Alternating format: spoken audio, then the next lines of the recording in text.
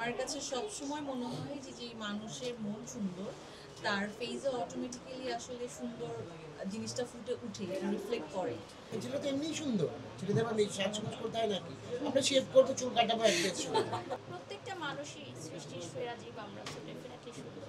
আমি মনে করি একজন মন সুন্দর হলে সে সবসময় সুন্দর থাকে। যখন অডিয়েন্সদের সাথে রিয়াকশন হয় তখন কিন্তু তারা এটাই বলে যে আপনারা কিন্তু বাস্তবে বেশি সুন্দর। এটা শখ আপু অনেক শুনে থাকে আইডিদিন যে আপনারা ক্যামেরার চেয়ে বাস্তবে বেশি সুন্দর।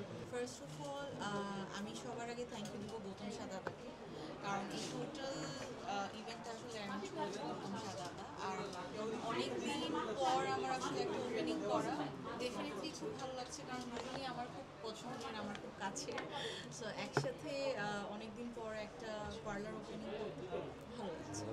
আচ্ছা, আপনার রূপের রহস্য নিয়ে অনেকেই প্রশ্ন করে যে যেহেতু বিউটি পার্লার, বিউটির আসলে রহস্যটা কি?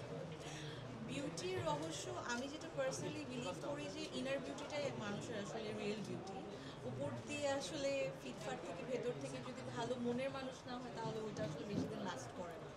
সো আমার কাছে সবসময় মনে হয় যে যেই মানুষের মন সুন্দর তার ফেসে অটোমেটিক্যালি আসলে সুন্দর জিনিসটা ফুটে উঠে রিফ্লেক্ট করে। আর যেহেতু আমি আজকে একটা পার্লারের ওপেনিংয়ে এসেছি, সো আমি মাস্ট বলবো যে ন্যাচারাল বিউটিটা আসলে মেইন বিউটি। আমরা পার্লারে আসি আসলে নিজেকে প্যাম্পার করার জন্য, একটু রিল্যাক্স ফিল করার জন্য। সো ওই জায়গাটা থেকে আসলে এই তো। আপনার কাছে আসলে সৌন্দর্যের সংজ্ঞাটা কি? ডেফিনেটলি ইনার বিউটি, এটা তো আপনারা সবসময়ই শুনে থাকেন। যখন বড় বড় বিউটি প্যাজেন্টেও হচ্ছে ওয়ার্ল্ড ওয়াইড আমরা বিউটিকে প্রেজেন্ট করি তখনও কিন্তু আমরা এটাও বলি যে inner beauty is best beauty. আর এখন তো পার্লারগুলো আছে, পার্লারগুলোতে মেয়েরা এসে নিজেদের ত্বকের যত্ন নেয়। আমরা শরীরচর্চা করি শরীরকে ফিট রাখতে, মনকে সুস্থ রাখতে। তো আমার মনে হয় শরীর সুস্থ থাকবে, মন সুন্দর থাকবে, এটাই আসলে প্রকাশ পাবে আপনার বিউটি। কারণ আমরা কিন্তু ক্যামেরার সামনে মেকআপটা ইউজ করি জাস্ট কাজের ক্ষেত্রে। উইদাউট মেকআপ আই বিলিভ যে আমরা প্রত্যেকেই কিন্তু যাই না, আমরাও বাজার করতে যাই, আমরাও শপিংয়ে যাই, আমরাও বাচ্চাদেরকে নিয়ে স্কুলে যাই। সো তখন দেখা যায় কি আমরা তো আর এভাবে হেভি ড্রেস আপ বা মেকআপ করে থাকি না। তখন আমাদের যখন অডিয়েন্সদের সাথে রিয়াকশন হয় তখন কিন্তু তারা এটাই বলে যে আপনারা কিন্তু বাস্তবে বেশি সুন্দর। এটা শখ আপু অনেক শুনে থাকে আইডিদিন যে আপনারা ক্যামেরার চেয়ে বাস্তবে বেশি সুন্দর।